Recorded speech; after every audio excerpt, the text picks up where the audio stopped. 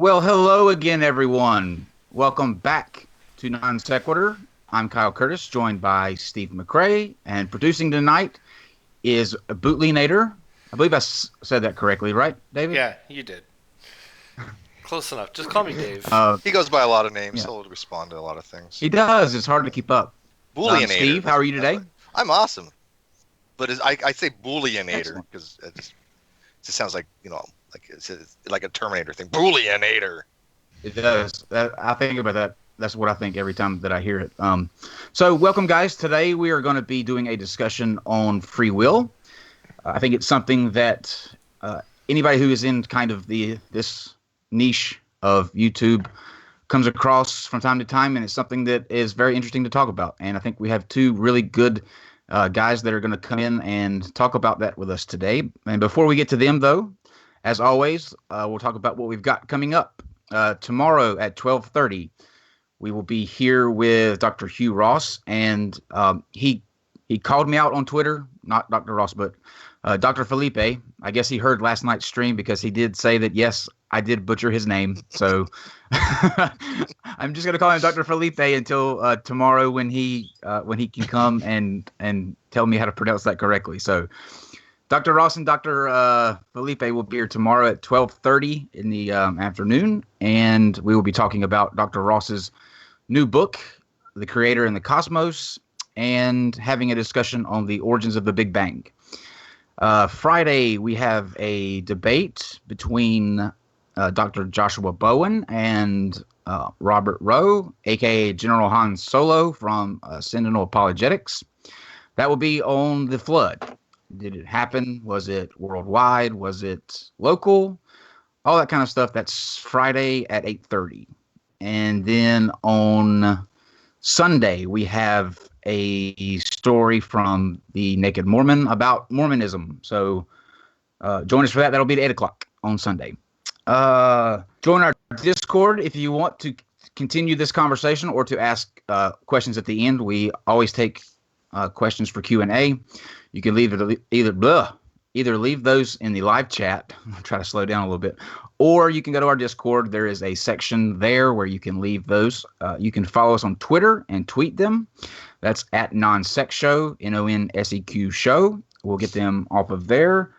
Believe that is going to be it. So before I turn it over to Steve to introduce the topic, we are joined today by everybody knows Joe Sonseed. I believe in this community. He's a member of the Great Debate community. Fantastic person to have a discussion with. You can, I believe you're on Discord mostly, correct, Joe? Yeah. So you can go and kind of hang out there and listen to Joe. We're also joined by Pastor Bryan Wolfmueller, and Pastor Wolfmueller has. We were talking ahead of the show. He's just getting into the YouTube thing, so you're about to become obsessed if you're not already. Pastor Wolfmueller. He has a podcast, like I said, a YouTube channel. He's the author of Has American Christianity Failed? Available on Amazon. His podcast is called Table Talk Radio. It's actually the world's most popular theological game show. That's awesome. Second most. Some guys in Australia started a theological game show in their dorm room and recorded like 5 shows and became more popular than us. So now we take second place. What would be a theological game show? Because I thought God was the answer to everything. That's easy. That's easy. Wow. Wow. That's the easiest game show in history, right? Very good, Steve. Very good. Every so often. So I'm going to turn it over to Steve now, who will introduce the topic in more detail, and then we will discuss free will. Hey, everyone, we're going to be talking about free will tonight, and it's going to be hopefully not on any kind of real complex philosophical level, except for what needs to be discussed as far as, do we have free will? Do we have what's called libertarian free will, the ability to act freely and have free choices and be morally accountable for our actions from a biblical standpoint, and from also basically how things are deterministic or non-deterministic. I don't know the particular positions of the Reverend here on this particular issue. However, I do know that Joe is going to be arguing from the position that libertarian free will argument and what's called the evidential, or I think logical problem of evil in this case, kind of undermines that particular argument for that type of omni God. So I'm just going to throw it over to you two. Hopefully you guys just have a good dialogue on this discussion. Kind of tell us a little about yourself, your position on it, what you're going to be arguing for, and kind of like step back, I think, on this one and only kind of intervene if it gets bogged down in technicality, or if there's just an impasse, or something we need to get involved, or just to kind of facilitate the conversation. But other than that, this is going to be just you guys having a discussion on what your position is on free will. So how about Reverend, you join it? You start. You haven't joined us before, so why don't you start us off? Kind of tell us, a little about yourself and your positions and what you hope to kind of argue in this particular conversation. Sure. I think thank you guys for having me on the show. This is a really honor, and I'm glad to be here. I think I hope to articulate and perhaps defend, if it needs defending, a biblical view of free will. I know the Lutheran view on the free will is perhaps different than other Christian views, and one of the most famous Lutheran texts would be Martin Luther's On the Bondage of the Will, which he wrote against Erasmus. But the Lutheran Church has a kind of an interesting, I don't think it's a middle ground, but a unique doctrine of free will. Just a couple of points, and then maybe Joe can pick up one that he wants to debate or make an argument as well. But one of the things is that we distinguish between the states of man's will in different ways. So St. Augustine brought us this distinction, that we make a distinction between man's will before the fall, so Adam and Eve in the garden, versus man's will after the fall. We make another distinction after conversion and after the resurrection as well. So we talk about the four distinct freedoms, or four distinct capacities of man's will. One of the things that I think is interesting is that we often think of freedom in terms of choice, and I think the biblical picture of freedom is different. So one of the things that you'll often hear Christians say is that for us to be able to love God, you have to be able to choose to do what's right or do what's wrong. And I think that argument falls short both of the challenge of logic and also the scriptures. For example, we talk about the scriptures speak of the resurrection, where we won't have the option to sin, and yet we will finally perfectly love God. So when Jesus especially talks about freedom, he talks about freedom in terms of bondage. Who is your master? So he says things like, whoever commits a sin is a slave to sin. And so the idea of the freedom of the will versus the bondage of the will has less to do with choice, which we seem obsessed with, and more to do with lordship. Who are you bound up to? And so that is, I think, an important distinction to make. One last thing that I think is important, the scriptures and Lutheran theology makes a distinction towards the freedom towards things above us versus freedom towards things below us. And we say that when it comes to, for example, believing in God or making a choice to follow Christ, that our will is bound. We have no freedom at all. We can only sin. But when it comes to the things around us, to not murdering our neighbor, we do have a degree of freedom. Of course, it's limited freedom, but we do have a degree of freedom which we can do good works in small beginning ways. So there's a few things, a few categories, and a few distinctions to throw out there to chum the waters. Awesome. And just out of curiosity, are you taking this from a literal biblical perspective, or do you have some kind of leeway as far as, the Earth isn't 6,000 years old, it's much older, but you have some kind of way of reconciling with that, or do you actually take a literal interpretation? No, I'm a literalist. I take it as it stands. Okay, so you're a younger creationist then. Yeah. Okay, awesome. I am. Okay, fair enough. Okay, Joe. Yeah. Well, I take it. So you hold to a Lutheran style free will, but I take it the key tenets that we're all interested in are still issues that you have to deal with. You mentioned moral responsibility. Like, some people think that you can have determinism but still establish moral responsibility. They're called compatibilists. I'm wondering, how do you identify whether or not someone can be judged for their moral conduct? That is, how do you like condemn or say someone is responsible for a moral or immoral act given this like bondage view of freedom? Yes. So I think a couple of things. I was just poking around our Lutheran Book of Concord, written in 1580. There's a document at the end of that called the Formula of Concord, and they address the question of free will. And they throw the idea of determinism. They call it, they say the crazy Stoic idea, which was adopted by the Manichaeans, is clearly to be rejected, that everything is determined beforehand and everything goes out as it should be. So the Lutherans clearly reject any sort of determinism. That one thing happens and nothing else can happen. And I think the way that they do that, I mean, one way is that the gift of the image of God, the gift of our created humanity, gives us a freedom, albeit limited after the fall, but it gives us a freedom to control ourselves. So we can choose which way we walk. We can choose what to eat. We can choose what podcasts to listen to and so forth. That exists because we are unique creations of God. And that might just be making an assertion, not an argument. But what I'd be interested, Joe, in hearing from you, and I don't know anything about you, but if you come from a materialist perspective, how there can be a free will, how can you escape determinism if there is only matter? If we are limited to, if we have a monism, how can you escape everything simply being simple cause and effect?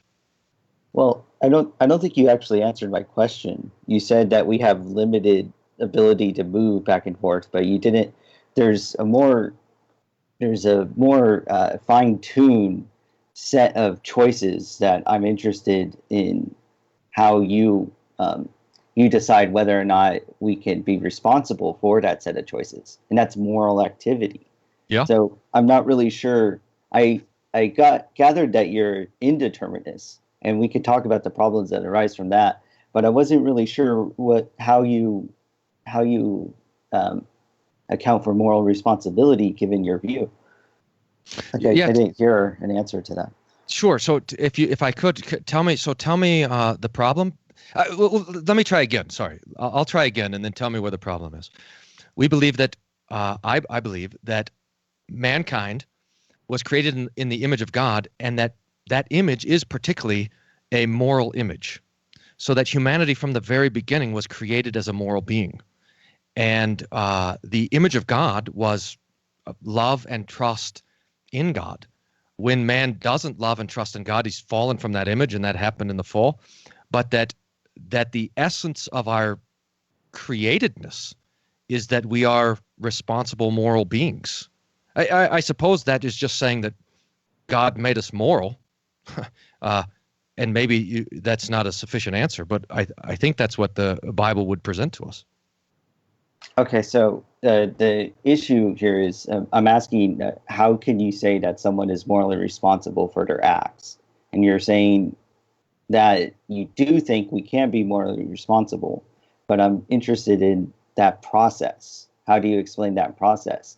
So, like, one of the things is compatibilists believe that living in a universe where it's just cause and effect. If we had access to all the states of affairs, we can predict all the future states of affairs. That's something that was concerning to people, but people have decided you can have moral responsibility as long as your actions weren't guided by coercive causes. And so that's how some people say, oh, they're compatibilists. This is an old school compatibilist position. Now, that's how some people say they can have moral responsibility, but it sounded like you were just saying, well, God made us moral. Okay, fine for now, but I'm not sure. Like, if you go and steal something, how do you apply, how do you morally judge that action? Maybe asking a specific example will get my answer. Sure. Theft is a crime. It's immoral. So, yeah. So what would your answer be? Well, you just said it's immoral, Yeah. right? That's it. So you don't. So that's fine. The problem here is if you are against determinism, you're an indeterminist. Then I don't see how any action performed by an agent isn't just completely random, given the need for indeterminism rather than determinism. And if it's completely random, then I don't see how you can say someone is morally responsible. Well, so I don't know what you're talking about, but I'd like to. So I'd like to this clarity. So, would you teach that there is a moral accountability and a moral responsibility that human beings have? I think you can establish some moral responsibility, but I'm interested in how you do it, given you're an indeterminist or incompatibilist, because that means that you don't have access to accounts of human activity, accounts of people choosing between A or B, for example, without saying, well, it's completely random what they choose, because that's what like an indeterministic state reduces to. And if it's completely random, then I don't see how you can ascribe moral responsibility. Well, yeah, that's right. So we wouldn't. So moral responsibility belongs to the soul. So I don't know how indeterminism or determinism fit in there, because those seem to me, at least hearing them now, as categories that would apply to natural things, to things that are cause and effect. But the soul, as the spiritual part of man, can be its own cause in when it comes to the questions of will and freedom. So there can be a start there. There can be something that doesn't have a direct effect. There can be an effect that's received and it turns out a different way. So that when we talk about material things, that you have certain laws that govern material things.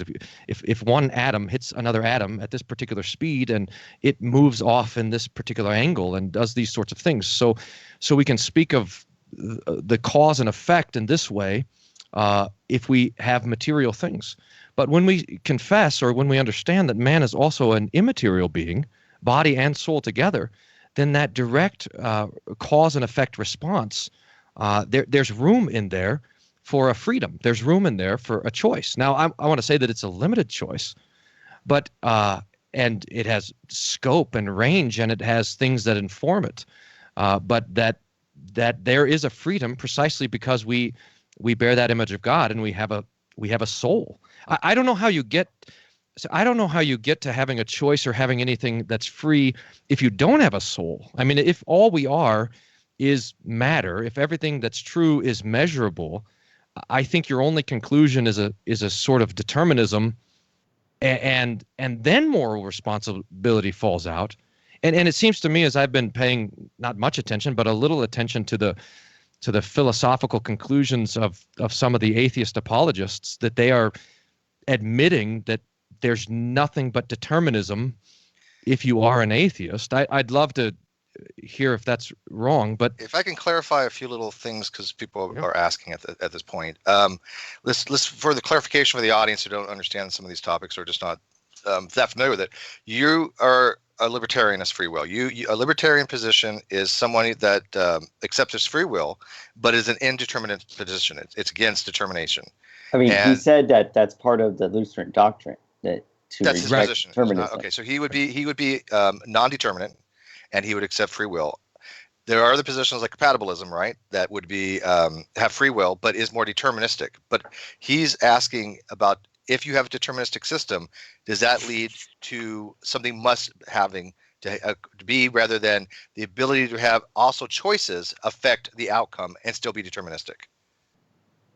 Okay, so what Steve said, you could be a compatibilist and have moral responsibility. At least people have synthesized like moral systems that take into account determinism. I, for other reasons, don't think we have moral responsibility. It's not predicated upon my learning about determinism.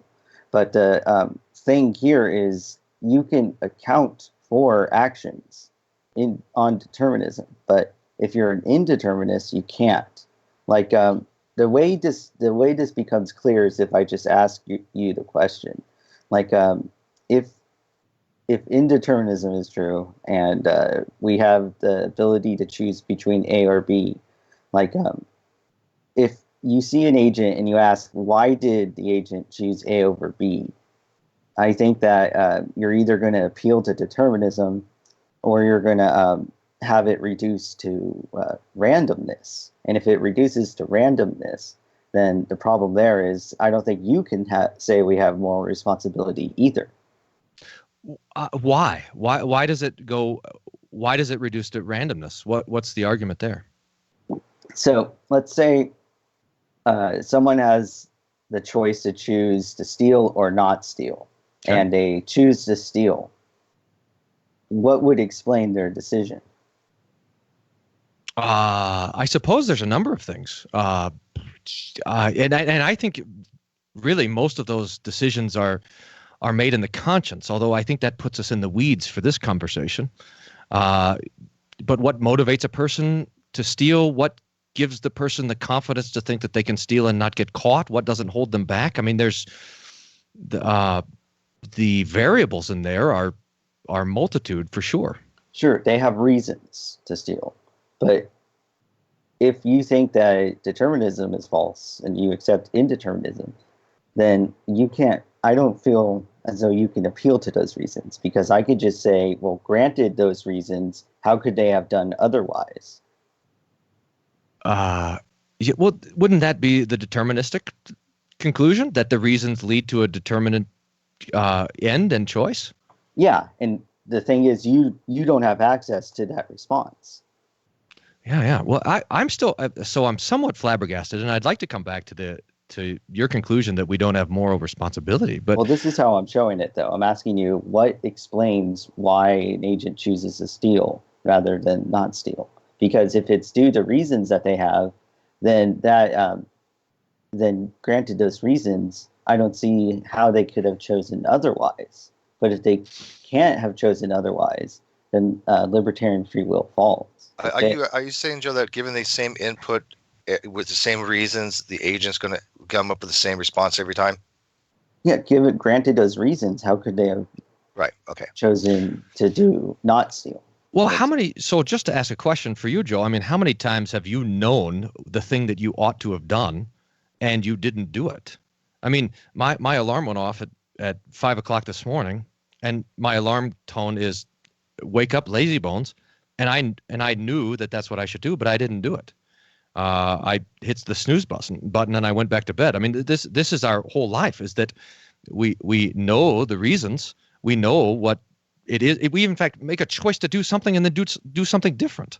And that's the human experience every moment of every day. So nothing explains why they chose to steal. Is that what you're saying? No. So take to this just the waking up thing, because I mean, if someone steals something, I mean, it could be because they have hungry kids. It could be because someone took it from them and they stole it back. I mean, there's a million variables there, but I mean, just to kind of reduce it down. I mean, I woke up this morning. I knew I had things to do. I also was tired. I had my reasons there. I had my tiredness was fighting against it. There was all sorts of things that were happening, and at that moment, I in fact did make a choice. Could I have done it differently? So say everything was the same, like tomorrow. Say I'm the same tired, same alarm clock, same everything, and the alarm clock goes off, and that day I say, no, I'm getting up and I'm doing it. It does have a different choice. There's a moment in there where I'm actually making a decision, and I'm accountable in that particular moment for what that decision is. Well, this is the thing. I'm asking what explains why you chose that decision, and you listed a couple of different things. Yeah. And I'm saying, granted those reasons for choosing to wake up or to hit the snooze button, let's just go with waking up. Granted those reasons to wake up, how could you have done otherwise? And when you described, well, you're sometimes you're just not sure why you would hit the snooze button. I see that as a problem for someone who wants to say, because we have free will, we can say someone is morally responsible for their actions if you don't know what explains why they had some action rather than another. If you can't explain why they chose A over B, then how can you say that someone's morally responsible for choosing A over B? Well, we do this all the time. I mean, this is what court cases are, right? So there's someone does something in particular, and the reason why we don't just throw them in jail or kill them right on the moment is you have this long sort of thing, and one of the things that you're asking is, why was this thing done? If someone is stealing diapers because they have a baby and they can't afford the diapers, there's actually a mercy given to them in that whole conversation, versus someone who's stealing diapers so they can go sell it and buy meth or whatever, strangle ducks with diapers because they are the best at strangling them. So the reason and the intent of a thing factors into the moral responsibility. But there's, these are multitude in every case. But what? So I'm trying, and I'm sorry I'm not getting there quick enough. What I'm trying to get at, Joe, or what I'm trying to understand is actually the argument. What are you saying? Tell me if I'm understanding it right. Are you saying that because there are reasons for our activity, then we can't, or there are reasons for our choices, we then can't be held morally accountable for them? I'm asking you, granted those reasons, like say you want to steal diapers to sell them for meth, for example, granted those reasons, how could the agent have done otherwise? It seems to me like you want to say we could always have done otherwise. And that's what you would want to say if you hold to libertarian free will. But I don't hear any account, any explanation for how someone could have done otherwise. Well, granted that purpose, it doesn't seem like someone has the ability to choose otherwise. And if they don't have the ability to choose otherwise, then I don't know how you can ascribe someone moral responsibility. So I'm going to ask you to imagine something then. I think I've got what you're saying. So if you could imagine that that we have a soul, okay? So am I right in thinking in guessing that you would say that we are not a soul, that we are simply a makeup of matter? You want me to imagine that we have a soul? I think my question still works if you accept some form of dualism. Maybe I could put it another way.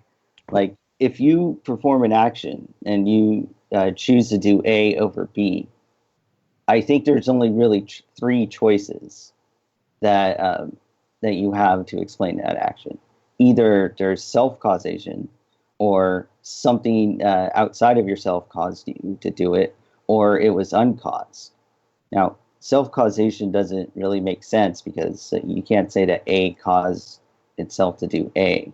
And appealing to something being an action, being a product of causes outside of yourself, means that you're appealing to a deterministic response. Mm-hmm. And it doesn't make sense for you to say it's uncaused, because it sounds like you just have no reason for why you do an action. And again, the problem with that is that it doesn't sound like you can ascribe moral responsibility to a person for their deeds if you can't explain why someone would choose to do otherwise, granted external reasons. So if I could go back to this asking, the imagining, if I could ask you to imagine that we do have a soul, and I don't know if I would want to call it dualism, but let's call it dualism. So you have a soul and you have a body, and that soul can in fact act upon the body. In fact, that's what the soul does. So especially in the Old Testament, we have this idea that having a soul means to be alive, to be moving, that our motion begins in the heart or in the inner life, in the soul itself. And when the soul is gone, the body is unanimated. It's dead. It sits there. So that the kind of basic anthropology that the Bible puts before us is the idea that we, in fact, do have a soul that acts upon our body. It is our soul that speaks, and that there is an origin in this soul. There is an origin of action. There is an origin of thought, and if I could invite you to imagine that, does that help you give you space for there being this freedom? No, because we could just push the question back. How can you say your soul, it sounds like, how can you say your soul is responsible for choosing A over B? If you think the soul is what influences our actions, it's just pushing the question back. Well, So I don't think appeals to dualism really gets you out of the problem. Well, then it's a matter of definition. I mean, the definition of the soul is that which is morally responsible. Yeah, but how can you do that if you can't explain why the soul would choose otherwise? That the soul. So what you're denying is that the soul can in fact choose. But what I'm saying is I'm not denying they can choose. I'm denying your ability to explain why they chose A over B. And if you can't explain that, then you can't ascribe moral responsibility. You can't just define the soul as being morally responsible and then move forward. You have to explain why you think you can still say someone is morally responsible for doing A over B. But you haven't done that. Well, so when we look at a thing, we want to talk about, a handful of things. So where does it come from? What is the purpose of it? And what is the thing? The soul, as the image of God bound up to our humanity, comes to it as a moral entity. The goal of the soul as fellowship with God makes it particularly a moral entity, and the soul, particularly in both responding to the impulses of the conscience and making decisions, is nothing other than a moral responsibility. I mean, you could just say that the soul isn't there, or the soul doesn't exist, or you can't measure the soul, so you can't say anything about the soul. But this is precisely how the question is answered. No, I'm granting the existence of a soul. If you think you can give an account of moral responsibility by appealing to a soul, but even after appealing to the soul, you've been unable to give an account of moral responsibility. Do you see the problem with this? There's views that Christians hold to that require some account of moral responsibility, but it hasn't been. I haven't heard one at all. Well, I'm sorry you haven't heard it. Hopefully people that are listening have heard it. That the soul is not totally free from effect. Of course, the soul can be affected from external things, both physical and non-physical things. But that the soul is precisely that thing where there is space for the cause and effect to be steered. Now, it seems like we're at a slight dead end. I don't think that that's an option that's open to you if you reject determinism. Why? Saying that there are effects that move us to do certain things is appealing to external factors, external conditions to explain our conduct. But if you're doing that to explain moral conduct, why we do moral activity, then it's not free will. You're appealing to something that fits snugly in compatibilism or can be accounted for in determinism. But if you reject determinism, you can't appeal to that. Why? I just explained why. Yeah, but so why? Why can something can affect me? Say let's say I'm very, very hungry because I haven't eaten in 3 days. Now that can make it much more tempting to go and steal that guy's hamburger. But just because that thing from the outside, or even that thing on the inside, my own stomach is pushing me in one direction, that doesn't mean that I'm going to go steal the hamburger. I mean, because the soul is open to external causation doesn't mean that that's the only thing that is in fact determining what the soul chooses. There's space. There's ways for things to be influencing on the outside of me without being ultimately influencing. Yeah, so that's a view that's held by compatibilists. They think that there's causes and then coercive causes, and they think that we can nonetheless make decisions independent of coercive Holocausts, and that's how you would have moral responsibility. But it's called compatibilism because they're saying it's moral responsibility compatible with determinism. You reject determinism, or at least that's what you said one of the doctrines are, being a Lutheran. Sure. So that's not an option open to you. Yeah, if you're accepting libertarian free will, you're actually saying that you accept free will, but you're saying it's from an indeterminate position. You can't appeal to determinism if you take a libertarian free will. You can with the compatibilism. So let me ask you, Joe, maybe you can talk about maybe some of the problems with libertarian free will. For example, well, one the of luck them argument. is he can't say there's a moral responsibility for at all. It just reduces the randomness, whether or not we choose to do one thing or another. Well, but again, how can you have moral responsibility for something that just happens randomly? Well, let's look at let me run the argument by you, and then maybe you guys could discuss it, because I think the Reverend's right. Maybe you guys are a little at an impasse here. So the luck. Wait a minute. I want to hear this account. This is a huge deal. You can't account for moral responsibility.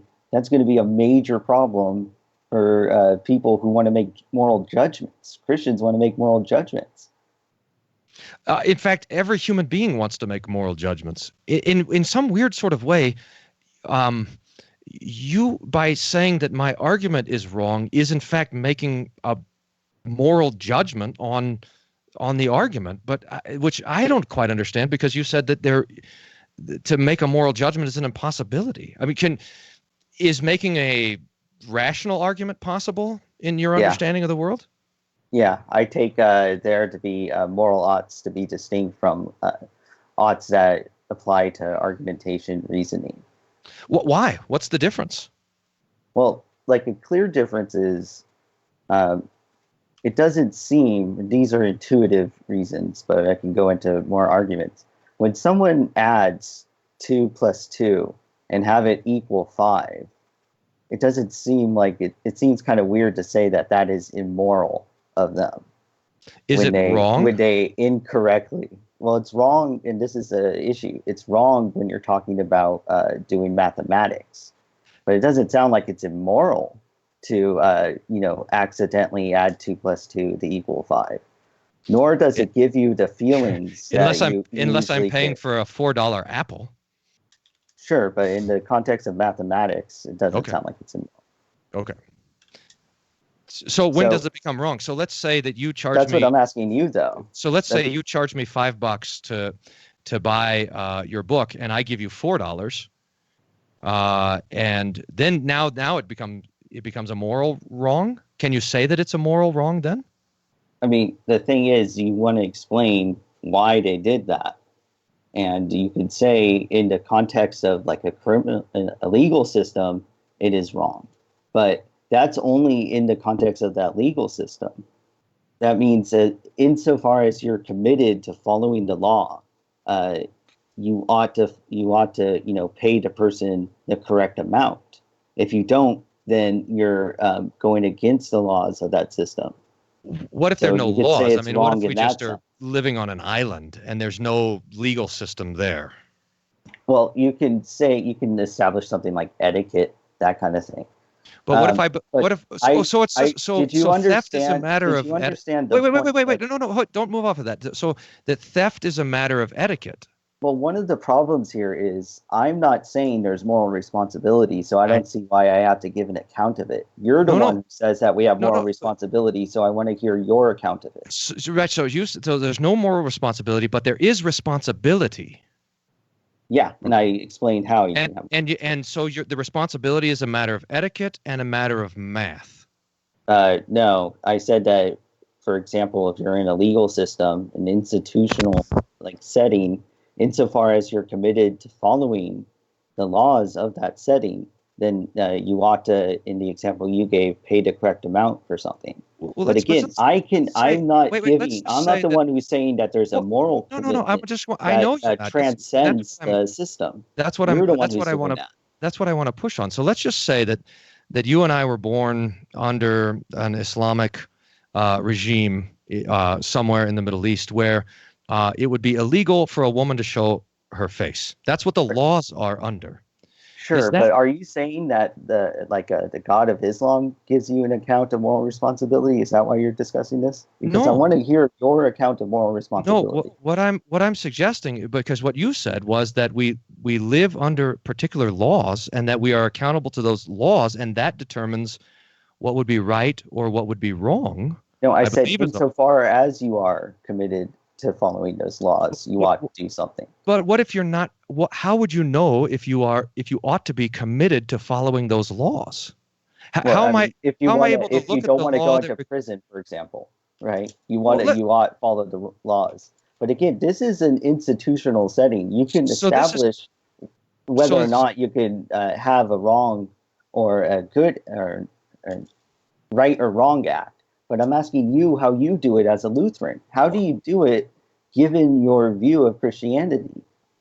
So okay. So I would like to kind of stick on this so I can understand you a little bit better. So let's say I live under a system of laws, which is all there is. Is there any way for me to look at that law that would put me in prison, for example, forcing a woman to cover her face? Is there any way for me to look at that law and say that law is not right? Within that system, as long as you're committed to following the laws, you would say it's right. Well, so what about if I was living, for example, in the United States 2 years ago, and they said it's wrong for two men to be married to one another? In your view of things, do I have a way of looking at that and saying that that's right or wrong? Well, it's really going to be the same answer within the institution, insofar as you're committed to upholding those laws. You have reasons to uphold those laws, then you ought to follow them.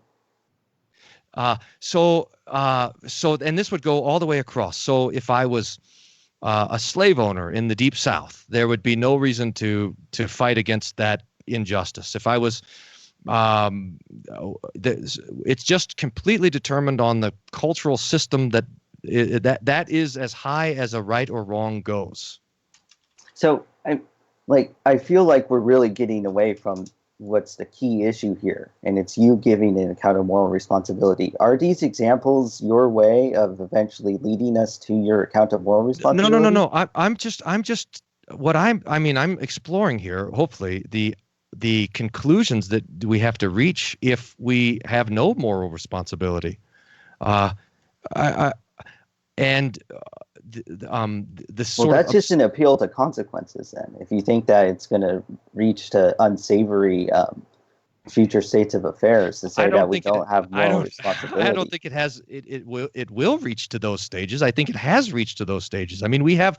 That's just an appeal to consequences. So you haven't given an account of moral responsibility and appeal to the conscience. So I do believe that all of us are created with a conscience that accuses or excuses us, a moral barometer that tells us that this is right or this is wrong, that conscience, the law of the conscience, is confirmed by nature itself in one way or another, so that we do have both an external and internal sense or knowledge of what in fact is right or wrong. But let's bring it down a little bit, Rev. I think Joe wants to know. Hold on. I don't understand why this isn't clear. I'm asking you, how do you account for that? Because if you can't explain why someone would always has the ability to choose otherwise, granted the reasons that they can have to steal versus not stealing, then I don't think you could say you have moral responsibility. You just reasserted the claim that we have moral responsibility, but I'm asking you to support that. Yeah, sorry. I didn't want to interrupt Kyle too, or Steve, who was going to jump in, but it doesn't matter. Go ahead. I mean, obviously, I'm trying to get this back on track because you guys are talking past each other. No, Joe just wants a very simple thing of your moral accountability. What are you using for your moral accountability for a decision-making process in a non-deterministic libertarian position? That's what he's asking. I don't feel like this is opaque at all. You reject determinism, so you would reject accounts of moral responsibility that appeal to outside forces or causes guiding your conduct. Yes. Right. So you can't give an account that does that because you reject determinism. Right. So and I'm sorry. I mean, maybe I'll say everything that I think I can say. and that is that I do believe that the human soul is created as a moral entity, that it itself, by the very definition of what it is a moral agent that's acting both and while it is affected both by things on the outside and the things on the inside, that it has a limited degree of freedom, and not just that freedom, but that freedom is part of the reason why it is morally accountable, and that this moral accountability is something that is implanted in each one of us by the conscience. I don't think I can say much more than that. I don't see how. Yeah, that wasn't an account of moral responsibility. You're just saying we're morally responsible again. But I'm asking you, how do you, in situations, how do you ascribe moral responsibility to someone if you can't explain or give reasons for why, or give reasons for why someone would choose to steal or not steal? Joe, what are some examples of answers to that question that you have come across before? Let's see if we can't kind of find one that maybe lines up. That'll be an easier way to get to that end game. Like you've obviously had this conversation with several people. So what are some of the examples that people give to you for the answer to that question? A lot of times people are just tautological. They'll just say, oh, the reason why they chose A over B is because they have the ability to choose A over B. But you can say the same thing. The reason why they chose B over A is because they have the ability to choose B over A. Yeah, so that's not helpful. The main issue is, look, if there is no explanation, if we can't identify reasons, and that's the position of the indeterminists, fine. But do they not see how that means you can't ascribe moral responsibility, judge someone morally, if it's the case that we can't say there's a reason why they chose A over B? Does that follow a little bit better, Pastor? Well, no, I mean, no. I mean, I'm not 100% sure why. I mean, this is I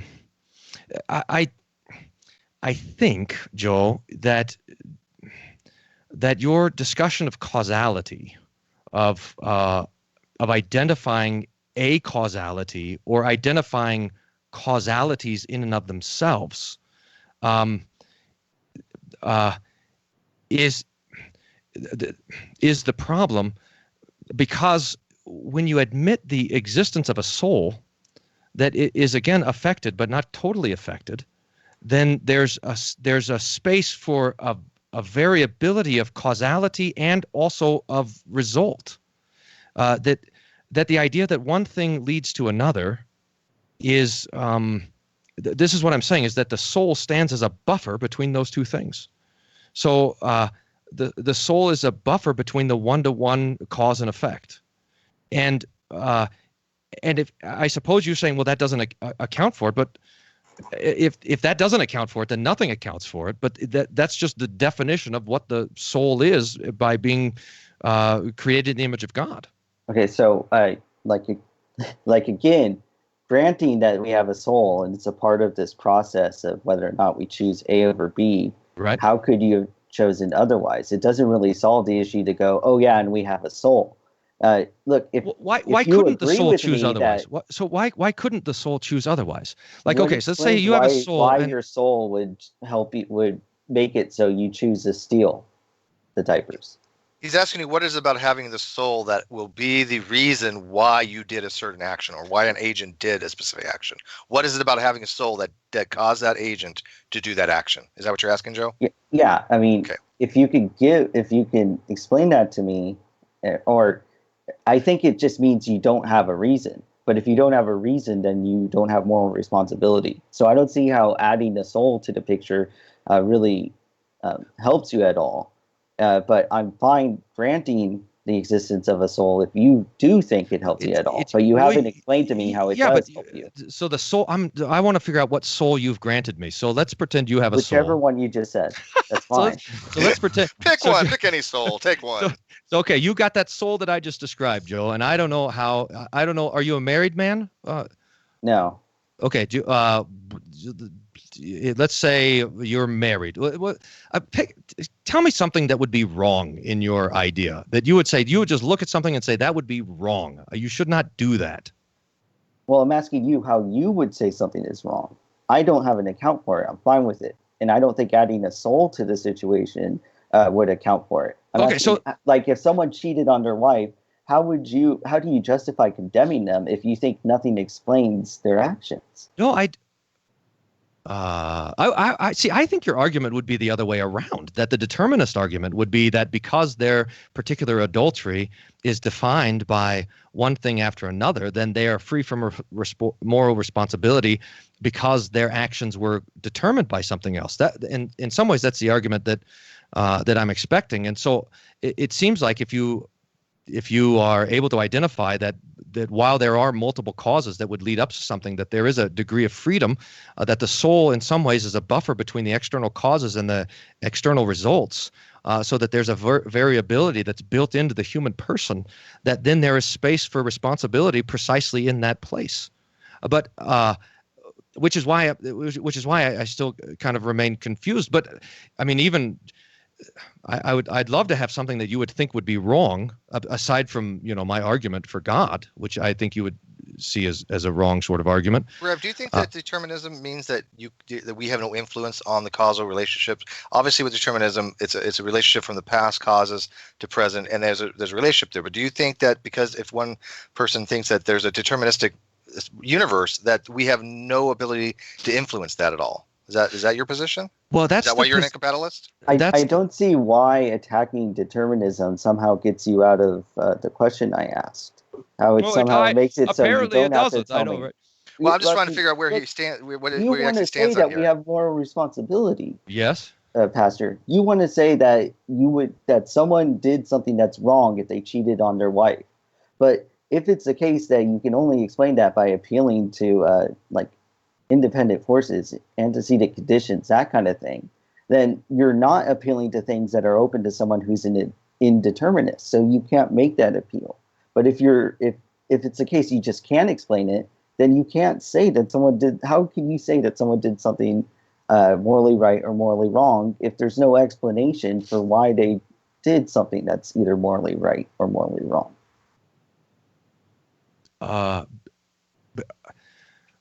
Because they did it. I mean, something can be wrong without being caused. The reason why they did something wrong is because they did something wrong? Well, I mean, part of the problem is trying to convince you that someone can be morally responsible for doing something wrong when you don't think that people can do something wrong in the first place. And so I suspect I'm at a difficult spot. I mean, I want to say that people can do something wrong, and you're going to say there's no wrong. Well, I think if you start with there being no wrong, it's hard to get to the conclusion that someone can be responsible for doing something wrong. So I mean, I wonder how many steps back we have to take to be able to for any statement that I make to make sense, because you've said that there's no such thing as moral responsibility, but that there's no such thing as moral. And for me, try to argue that there is a moral responsibility when you've said that there is nothing that is moral is going to be impossible from the get-go. So let's step back then and say... That's not what I said, though. You did? Oh, I'm asking you to give an account. I don't think there can be account, and I have arguments and reasons why I don't think there can be account. Me telling you that you're having this problem, the reason why you're having a problem answering me is one of the reasons why I don't think we have an account. But you appealing to the fact that I can't say there's moral responsibility doesn't get you out of the woods. No, I know. What I'm suggesting now is that the argument for moral responsibility, that we are standing on quicksand because you have denied already the idea of morality. I just told you how I came to the conclusion that I don't think we have moral responsibility. One of them being this argument. Yes. So, but I would if I mean, we're again at a dead end, but I'd like to suggest that where we might be able to, in fact, reach each other with our punches is on the question of morality. So if I could ask you, so you said that there's a moral ought. Is that right? Yeah, but you can't account for it, sounds like. But how do you account for that? I don't. I'm fine with not. Okay, so you have a moral ought that is unaccounted for. No. I can identify what would be a moral ought. Moral ought would be a categorical norm, and that's it would be something that there are reasons to do and to act in accord with, independent of your desires. That's what I think that you want to say when you say something is morally right or wrong. The problem is that you haven't been able to explain how you could do that. But so I don't. How do you explain it? I mean, how? So if there's a moral ought, and who determined the moral ought? How did we get to the moral ought? So how do you say something's right or wrong? Yeah, that's what I'm asking you. I don't think you can, but you do. So how would you say something's right or wrong? Okay, so how can you say that something is a moral ought then? If you can't say it's right or wrong, how can you say something is a moral ought? Well, I explained why, but you didn't. Like I explained, people want to identify what are called categorical norms. These are things you ought or ought not do, and you have reasons for doing or not doing them that are independent of minds, independent of your own goals and desires. So it sounds to me like you want to say... Give us an example of a categorical give us an imperative example. like that. Like, what if you want this, then you ought to do that. Give us an example of what would be a categorical imperative that is completely independent of any kind of external mind. Well, I don't think you can have one. Well, for an example, though, I mean, You just said whether you did. hang on, whether you accept that they exist or not, what would be a typical example of such a categorical imperative? Well, no, that's the thing. I think that everything is dependent upon the reasons or commitments to an institution. So I don't think you can have them. But so does that mean you can't have moral oughts?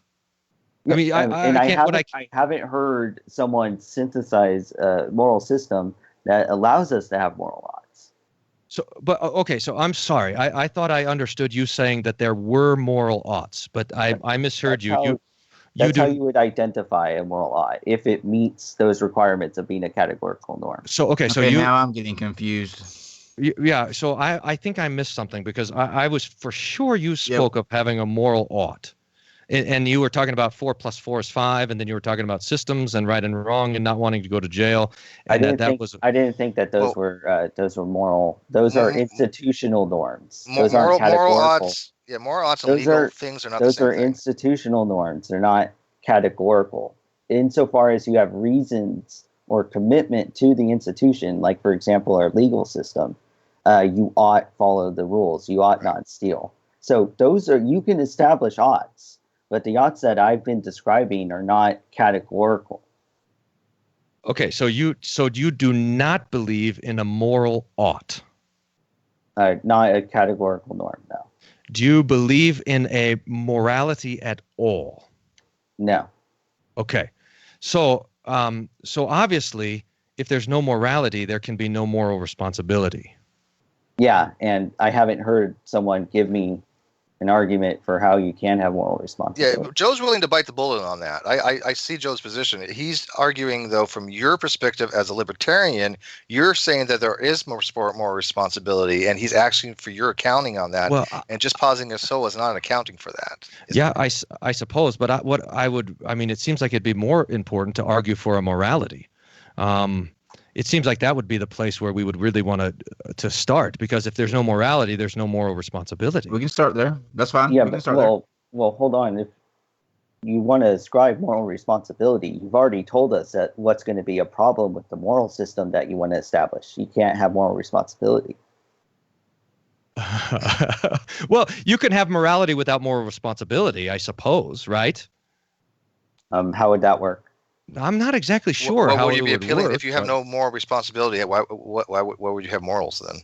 What is morality without moral responsibility? Pastor, where do your morals come from? Let's start there. Where do your sense of morality come from? Yeah, it's twofold. It's from the scriptures themselves, and it's reflected in the conscience. So the conscience as a reflection of natural law and right and wrong. Yeah. Okay, so we've got a basis starting point for where you get your morality from. Now, Joe, why is that problematic in terms of his stance on the free will issue?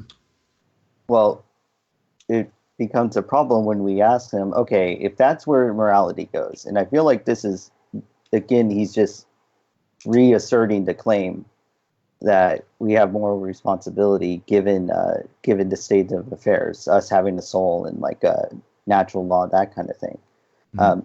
The thing is look, if you can't assign moral responsibility, then I don't see how you would give us a moral system that we would actually follow. Can you prove that we have a moral responsibility? Let's ask it that way. Is there any way that, from your worldview, from how you stand, is there any way that you can point to something and say, this is why I feel that we have a moral responsibility? Okay, so there are positions that try and construct like moral relativism. But I am under the impression that the pastor doesn't want to appeal to moral relativism. If he does, maybe that's fine. But the thing is that I think moral relativism fails. Like, I don't think we can describe someone's action as being right or wrong in a moral context. I'm amazed by your bravery, because most of the people that I've talked to, their worldview would force that kind of conclusion, but they are afraid to make it, just because they know that they don't want somebody to murder them. Well, I think Joe comes from a very specific framework that he works with, and I don't want to get into the nuances of it because it's technical stuff that nobody's gonna be interested in. But correct me if I'm wrong, Joe, but you are a more anti-realist, right? You don't accept moral facts to begin with, right? I think that all moral judgments are uniformly false. Okay, so you're an error theorist. Yeah. Okay, that falls into more anti-realism. And I don't think that denies me other odds. Like, do you think they're false or untrue? By the way, I tend to use the term untrue rather than false. But do you accept that moral facts exist, but they're all either untrue or false? No, I don't think moral facts exist. I think the stuff you need, moral facts, to make moral judgment, like statements. There's no moral truth makers. Yeah. Okay. So that's another way of putting it. But Gotcha. I mean, the thing is, okay, like, I'm brave and all for telling you that I'm a moral anti-realist. I mean, how do you persuade me otherwise? You haven't persuaded me to go, okay, this is a system where I can have moral responsibility. I haven't heard any system. And it seems like that's a huge problem for Christians if they can't ascribe someone moral responsibility. I mean, doesn't God choose whether or not you go to heaven or hell, and you think he's just in that decision? I think it's more than that. I think it's more than justice that enters into that decision. But I'm trying to figure out how. I mean, not necessarily worried about the afterlife, but worried about this life. If what you're arguing is true, now maybe this is just, taking it out to consequences, taking it to the consequences. But I'm wondering if you can simply say that me stealing from you, or me murdering your mom, or me murdering whatever, all the baby ducks in the world, or that there is no way to look at that thing and say, that thing is wrong. That action is wrong. That is bad. That's an interesting question. And I think what you've said is that reaching that conclusion is impossible. Well, morally speaking. Well, is there any way to get to it that's not moral? That's well, you can talk in terms of hypothetical norms. You can appeal to your aims or goals and desires. And given those aims, goals, or desires, you ought to do A or B. You ought not kill all the ducks in the world if you think they're. No, I'm not interested. I mean, so okay, fine. You can have an ought, but and it's either constructed from outside or inside. But can you look at the thing and say that is bad? He's asking, like, you personally, Joe. Like, what makes you think, or if you looked at a duck, what would keep you from killing that duck? It's adorable. That I think beauty is a moral quality, by the way. I mean, yeah. Can we get? But you this can't say whether or not someone is morally responsible for creating an ugly-looking thing. You haven't given that account. And let's clarify this: being moral and being right or wrong are not the same thing. Well, that's what I was saying. There's different ways you could be right or wrong. One of the most basic ones is you could be wrong by doing a math problem, like having 2 + 2 = 4. There's different ways you can say someone ought or ought not do something. That's fine, but the thing is that I think but why? the I mean, pastor, how do you get there? That's what I don't think you've accounted for. How do you get to being able to say that someone ought or not do something? How do you get to that point? Okay, so I've given two different like more technical ways of explaining it. One of them is institutional oughts, institutional norms. Insofar as you're committed to following the laws of the institution, you ought not do something. But how did the people who wait.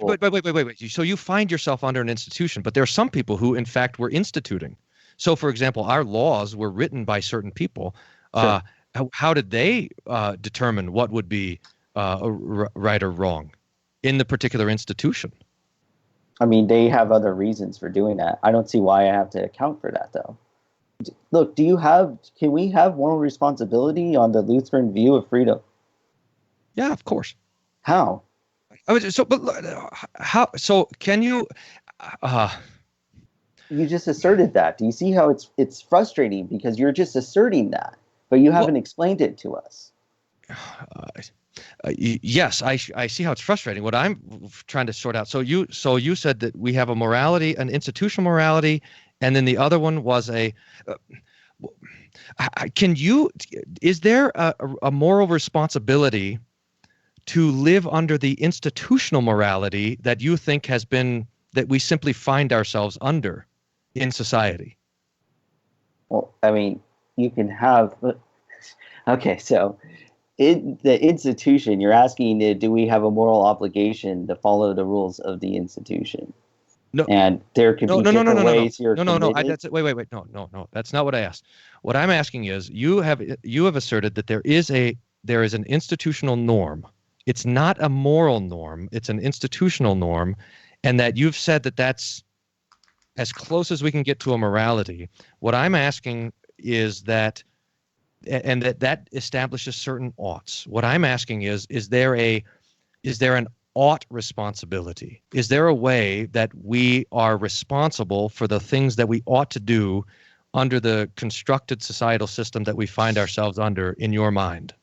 Yeah, they establish rules. There are moral relativists who establish a similar set of rules. They say that you can appeal to institutional norms, but that has problems, and it certainly isn't the form of morality that you want.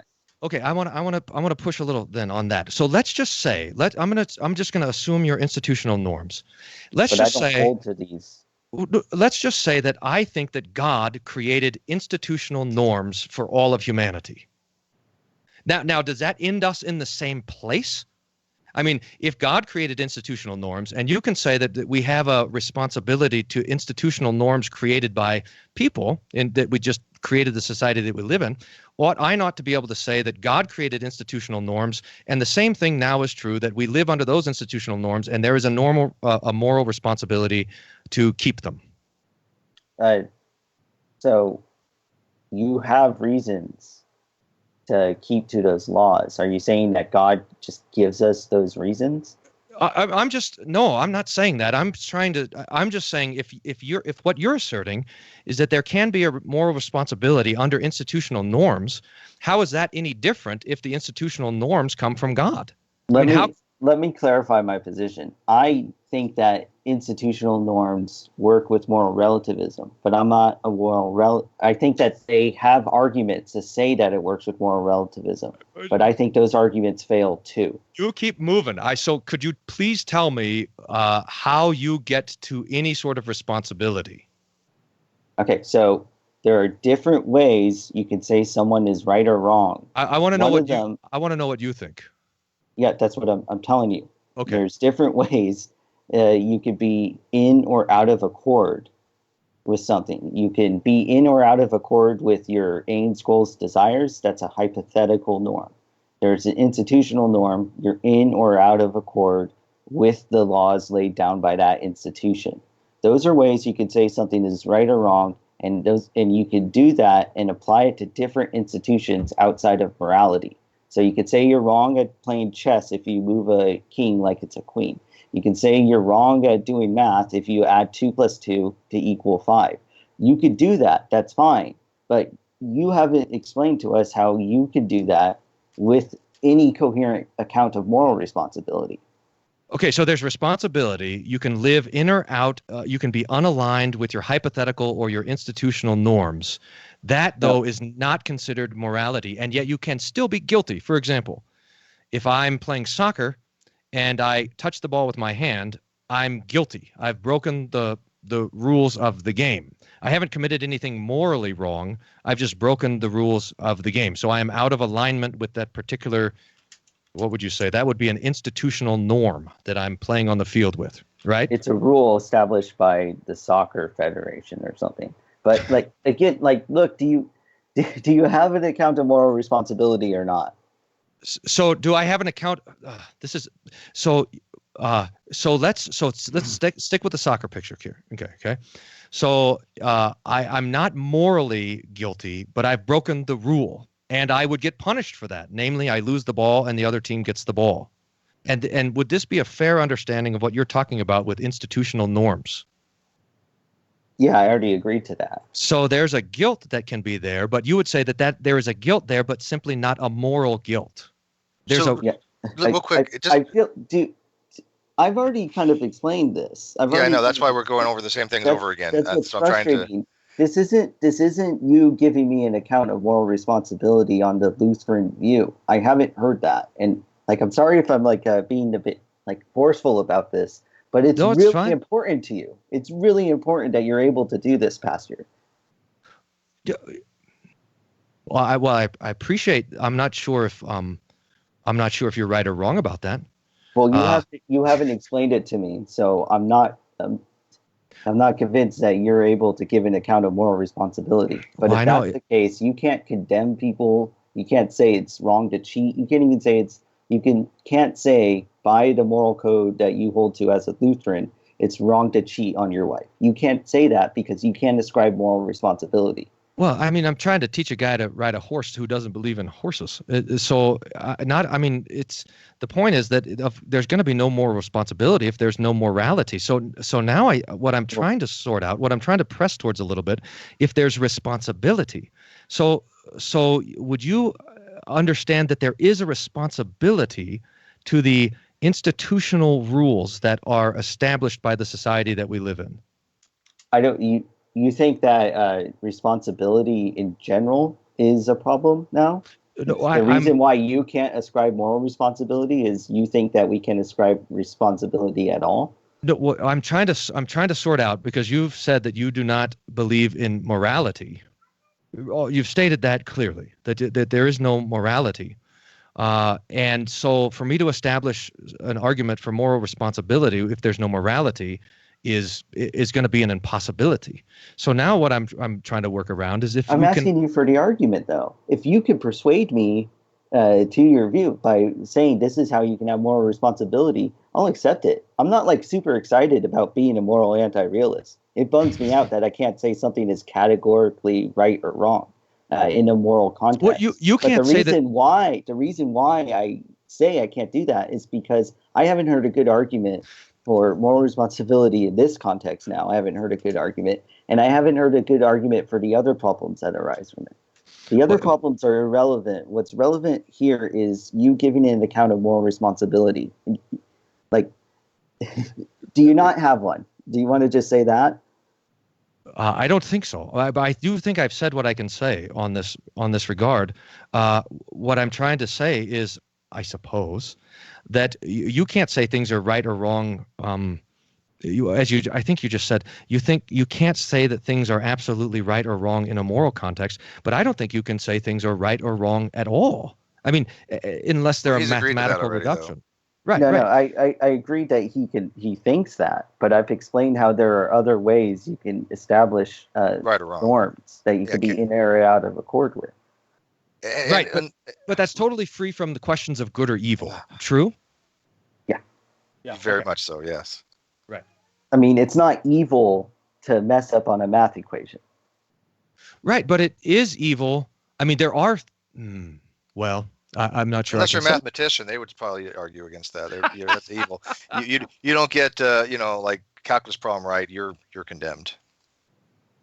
But I think what's happening is you guys are talking on different levels, and we're sitting there listening, and I think everybody in this listening right now are not seeing you guys talking to each other, but talking kind of past, because Joe is on a very high level. Joe understands these topics exceptionally well, and I think he's trying to ask you in a way to have you understand him.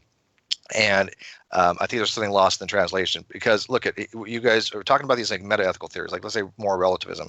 Joe, if you have a moral relativism type position, or if you think you don't even have it, let's just talk about moral relativism. But that would be something along the lines of there might be a cultural thing that changes from one place to another, right? What is, like he was saying, it's culturally immoral to show your face or ankles in one society, but not another, like descriptive moral relativism.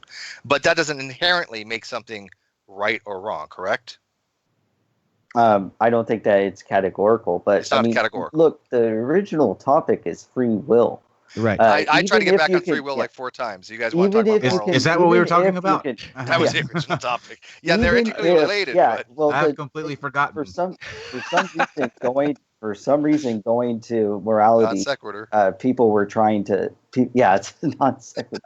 Look, even if you could establish that there's moral responsibility in a moral relativist system, I bet you it's not going to be a way that establishment isn't going to be friendly to libertarian free will. So it's not going to be an option for Pastor Wolfmueller.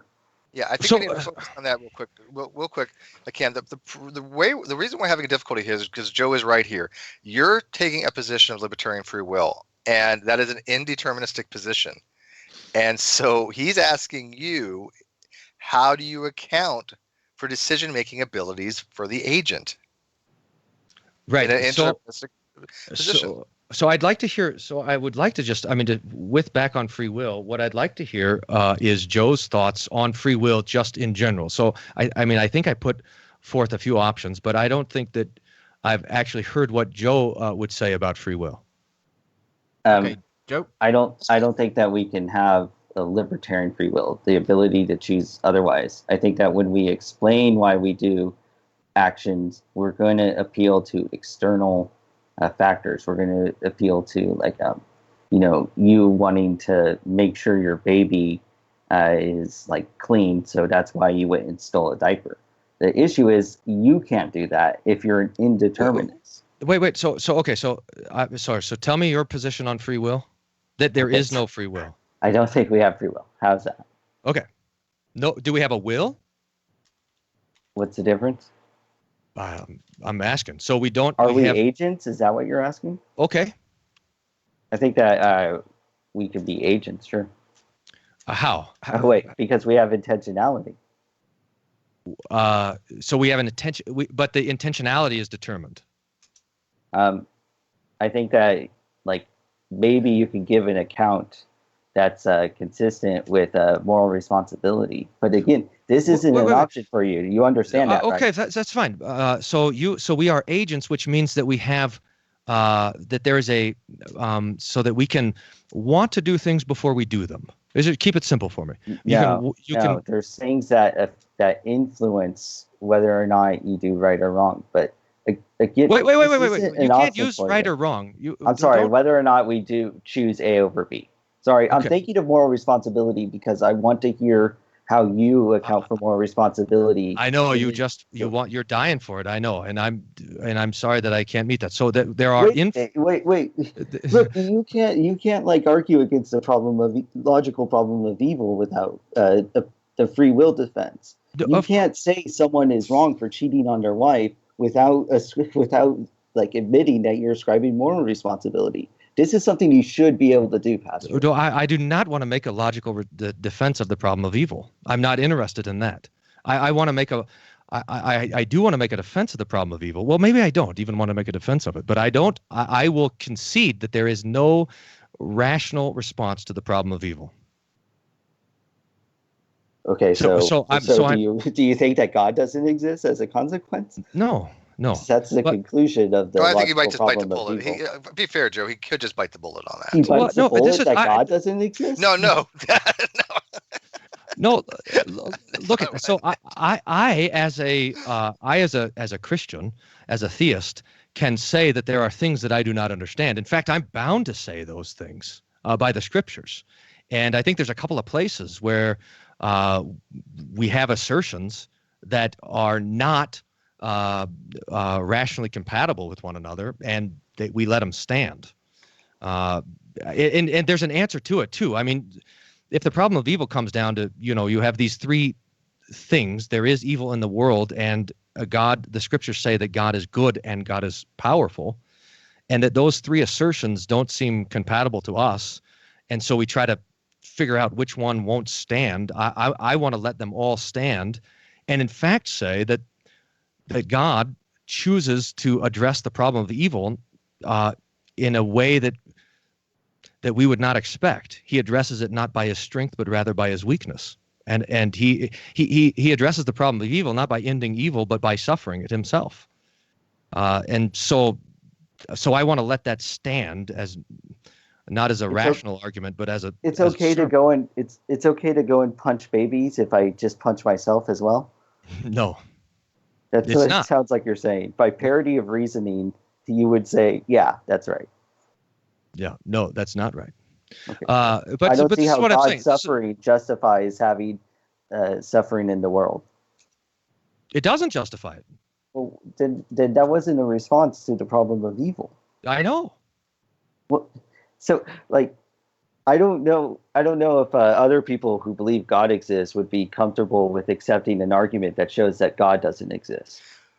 Well, I don't know. It's not an exact argument that God doesn't exist. It lends an issue with the type of deity that's supposedly to be all good and allows for some types of evil, and especially gratuitous forms of evil. I don't see how you reconcile those, but I don't see why you can't bite the bullet on that and say, well, I don't understand how we have gratuitous evil, and that does, I would say, lend evidence against the hypothesis of that type of deity, but I don't think it negates that possibility, does it, Joe? Okay, so Steve, the reason why people move to the evidential argument of evil, which is what you just described, is because they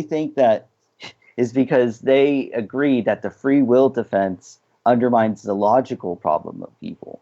He doesn't agree to that. Now, the thing is, moving to just probabilistic claims or inductive inferences, it doesn't help, because if something's supposed to be likely, that's the conclusion that it's likely that God doesn't exist. That's a conclusion, the evidential problem of evil. It has to at the very least be possible, right? You can't say something is impossible, but it's definitely likely. So the logical problem of evil says that it's impossible for God to exist if evil exists. But he just said that he has no response to that. Yeah, my response is not. My response is this: that instead of addressing the problem of evil with his strength, that God addresses the problem of evil with his weakness. Yeah. Did you hear my? But it's still logical. It's still a logical problem, though. It is a logical problem. Yeah, I'm not. Well, in that case, you're saying that God is impotent.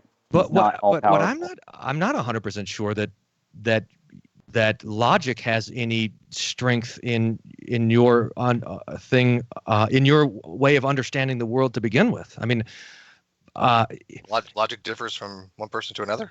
I mean, one thing is I could be incoherent slob, but I randomly just gave the logical problem of evil. How do you address it? It doesn't matter whether or not you think that I got a point. Well, I mean, you already admitted that you don't admit the existence of evil to begin with. So that's one way of addressing it. No, one of the things is you have an idea of evil. You think that something is evil. But you think that given God's existence, it doesn't really matter the logical argument. Given God's existence, such a thing can exist. If such a thing does exist, then God can't exist. Right. We run up against definitions here. But what I'm saying is that you've admitted already that the category of evil itself doesn't exist. So I'm not sure why it is an argument that you would want to use. I mean, your response to it would simply be, well, there's no evil in the world. Well, Joe, could you account for evil other ways in your positions without saying ubiquitously there's no such thing as evil? Could you in some way account for something that you would consider to be evil? See, this is the thing. You have an idea of evil. given the existence of that evil, your idea, not my idea, given that existence, then God can't exist. That's an inconsistency that you would have to agree with. So whether or not I can account for evil is immaterial. The thing is that you can't account for this evil, and if that's the case, then God doesn't exist. Could he not say that maybe, Joe, logic wouldn't come into play there? Maybe God's outside of logic? God's outside of logic? Well, yeah, could that be an argument? I wouldn't argue that way. I would say that God is free. As a definition, God is free. That's what that's exactly what I mean. Like outside of that, like he doesn't have to abide by any laws like that. Like he can be outside of that. So it feels like even the general Christian doctrine is that God is a logical being, and so I also don't think that saying he's free solves the problem, because remember, saying someone is free, and then when we ask whether or not God is free to accept logic, what explains why God would accept logic, someone who's an indeterminist can't explain an explanation. So you wouldn't even give an explanation for why God would or would not be logical if you say the reason why God is outside of logic is because he's free. Well, he does do things in the Bible that we would consider illogical, doesn't he? No, not necessarily. I mean, I don't think he's raising people from the dead. That's not illogical. 3 days later. There's that's not illogical about that. No. Physically impossible. Physically impossible and illogical are two different things. Okay, explain the difference. What would be the difference? Illogical would be a contradiction. You have things that are, you cannot, like P and not P. I know you hate that. That's a contradiction. There's a logical impossibility. A physical impossibility is something that just cannot be physically possible. Yeah, all this is just a word. It's just a big word game. I mean, to be God and man at the same time is impossible. It's getting ridiculous. To be alive. Well, I mean, Joe, do you take it that way? Do you take something to be logically impossible be different from a physical impossibility? Yeah. It's physically possible to have raise someone from the dead. It's theoretically possible. It's not there's nothing illogical that says in logic I'm going to prove this to be the case that this cannot happen. Yeah, physically, it's a different story. Yeah, it's would it be logical to think that? Given the laws of our universe, you can't have it. But I don't even think I can say that. You could probably synthesize a way that someone could rise from the dead. This is like going down tangent lane though. Like do you guys? Yeah, we can get into quantum suicide with some weird crap, but but that's again, it's not illogical. Well, yeah, but do you guys think that saying God is illogical is? I think that'd be a contradiction. Something that Christians want to say. No, I don't think they want to say that at all. But would it be? Could you ask the question? Is it logical to think people can be raised from the dead? I don't think that's a valid question. I mean, again, logic means that something is a contradiction. It doesn't mean it cannot happen. Yeah. Would it be a contradiction if somebody was dead and they got up? No.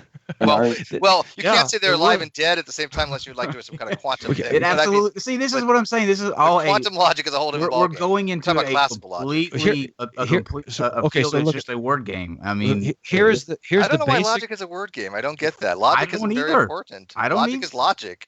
I don't either. This is the basic Christian conviction, and that is that God is dead, and that is I don't want to know if you want to call it illogical, if you want to call it irrational. It is not. It does not make sense, and that basic claim of Christianity, it's a historic claim, it's a theological claim, and that is the claim that Christianity makes.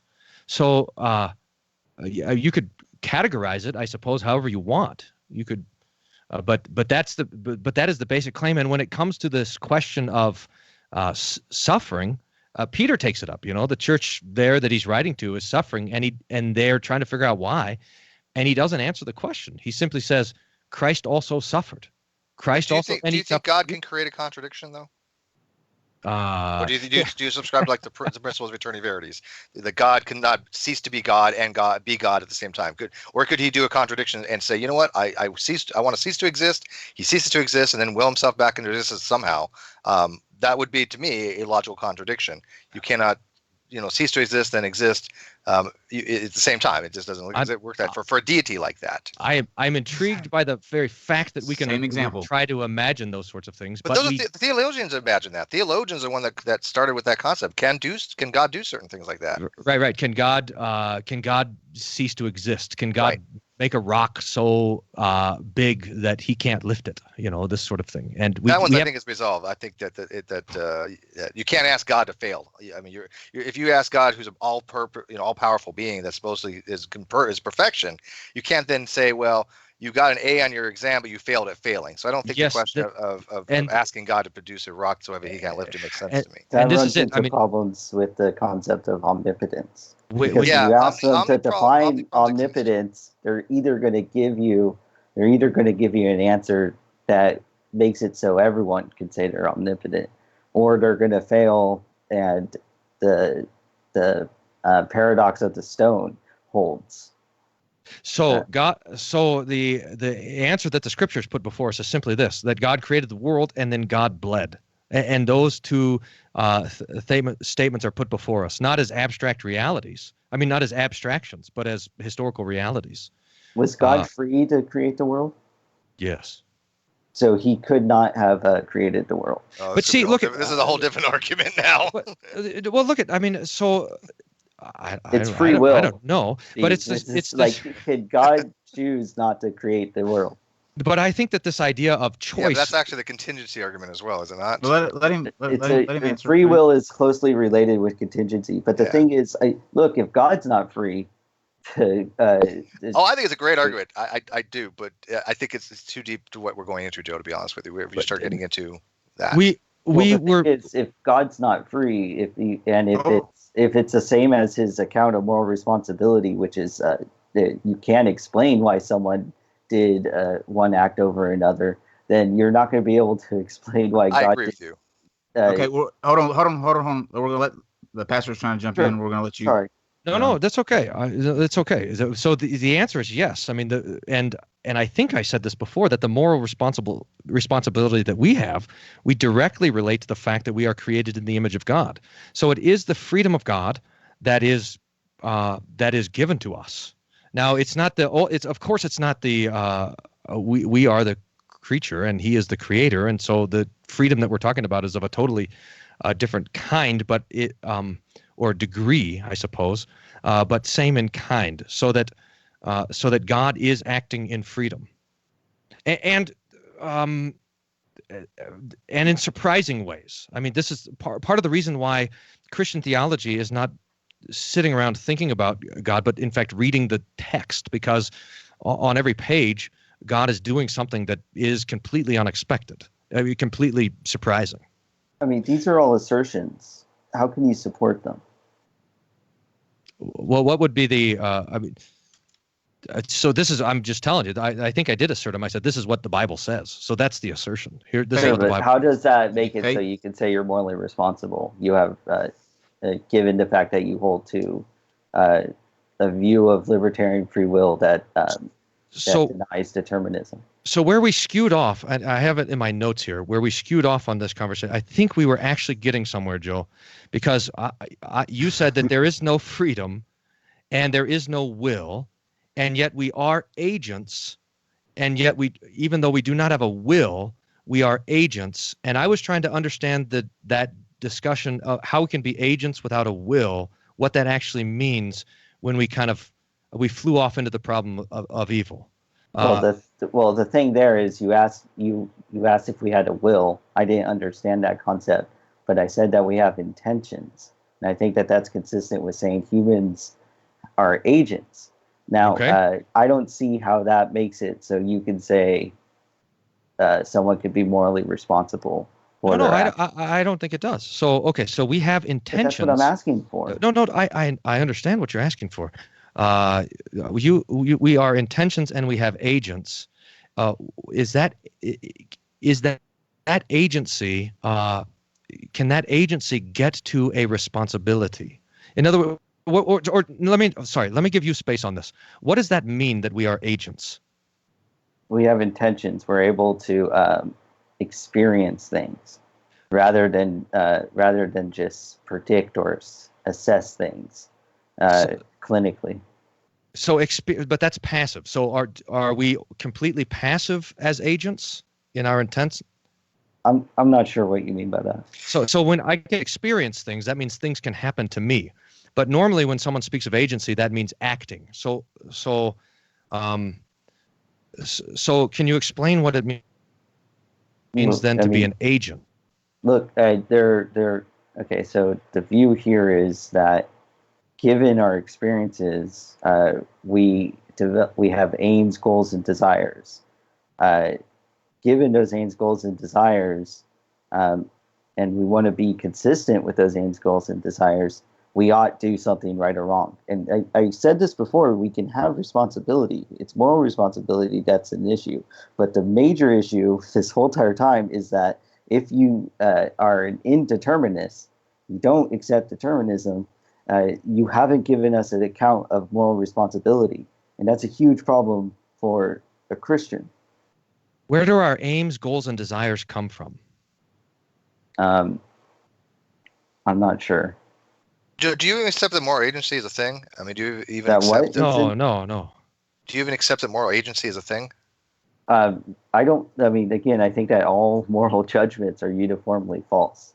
Joe, wait. Why did you say that we ought to act in consistency with our aims, goals, and desires? It's a hypothetical norm. It's a hypothetical norm for what you ought to do given a hypothetical situation. Why? A categorical. But why? I mean, you can have prudential reasons to meet your goal. You can also even have your hypothetical oughts be consistent with an institutional ought. Like if I don't want to go to jail because I hate being away from the internet, then I ought be in accord with the legal system.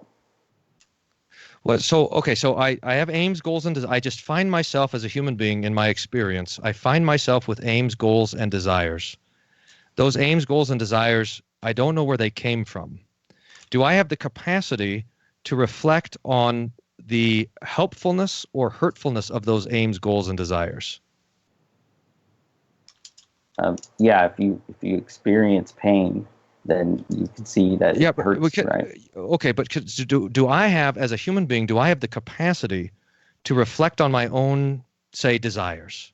I have desires, but I apparently also have the capacity to reflect on those desires, right?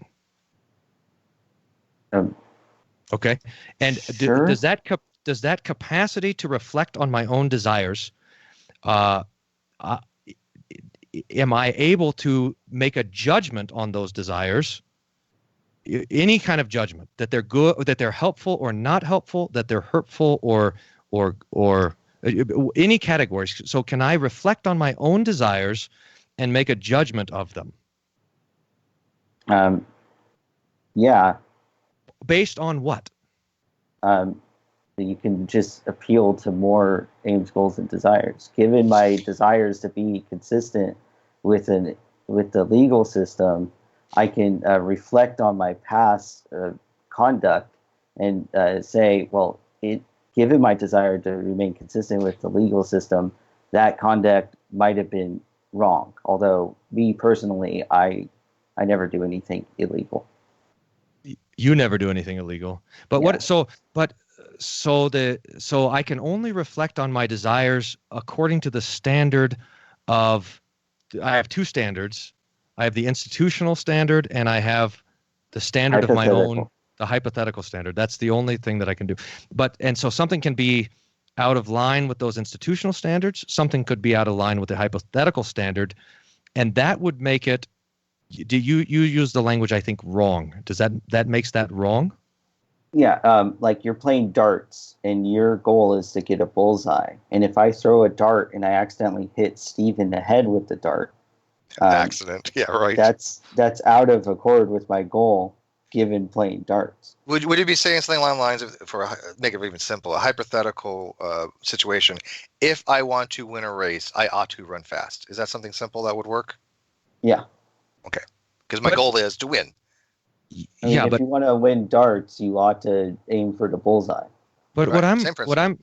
what I'm interested in is these aims, goals, my capacity to reflect on my own aim, goals, and desires and make a judgment on them. But the judgment is based only on the aims, goals, and desires. There's no external reference. I mean, I'm not seeing the problem here, and I'm not seeing how this makes it so you can say you're morally responsible. No. So you're saying that in this there is no moral responsibility. Yes. But there is a responsibility that I have to act according to my aims, goals, and desires. Sure. Okay. And if I act out of line with those institutional oughts, I can be punished for it, presumably. Yeah. Okay. And I could also get away with it and not be punished. Sure. Now, does breaking the institutional oughts, does acting against the institutional oughts? Oh, okay. So I can. Let me push it. Sorry, one more step. So I can act outside of the institutional oughts. Is it possible for me to act outside of my own hypothetical oughts, determined by my aims, goals, and desires? I mean, the thing is that you have a goal, and if you don't meet that goal, then you're just out of accord with your goal there. Well, can I have conflicting goals? I mean, can my goal be on the one hand to eat dinner and on the other hand to lose 10 pounds? So I've got two different goals and they're fighting against each other. And so now I have competing goals. I mean, yeah, you have competing aims. Aims, competing goals, competing desires, and I'm able to. So I have all of these different things that are influencing me. How do I know if I have different aims, goals, and desires, sometimes competing with each other? How do I determine what I actually do? So this is the thing. Like, if you have the competition of them, you're asking if we can reflect. You can make just other appeals to the hypothetical norms and do that. The thing is that I'm not seeing how this solves the problem of moral responsibility. I'm working slow here. You just got to stick with me here. So if we have various competing aims, goals, and desires, they are contradictory to each other. I have the capacity to reflect on those, and then I act on one or another, but my actions are not completely determined by my aims, goals, and desires. Not all of them, because they're not always in consistency with one another, right? I mean, whatever account I give you, you already concede that it's not going to be an account you can appeal to. Not yet. So what I'm suggesting is that there is, in fact, a choice that comes in there. Is there not? If you have the capacity to reflect on your own aims, goals, and desires, and that capacity can see competing aims, goals, and desires, and you're going to act on one and not on the other, then you are admitting the existence of something that everybody else in the world would call a choice.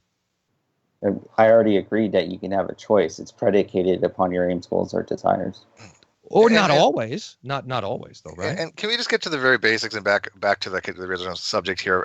I'm not seeing where this. I'm not. It's not going anywhere. What's happening here? It's not going anywhere. I'm even lost. And okay, just let me ask one. If I could ask one more question. Hang on one sec, if I can. Very simple for the people that aren't understanding this. Do you a libertarian position is that you can make decisions without external influence of any kind, right? That'd be a libertarian free will position. It's indeterminability. You are free to make decisions without constraints, correct? No, okay, so you can have a concept of free will that separates your ability to make decisions from coercive causes. External. Yeah.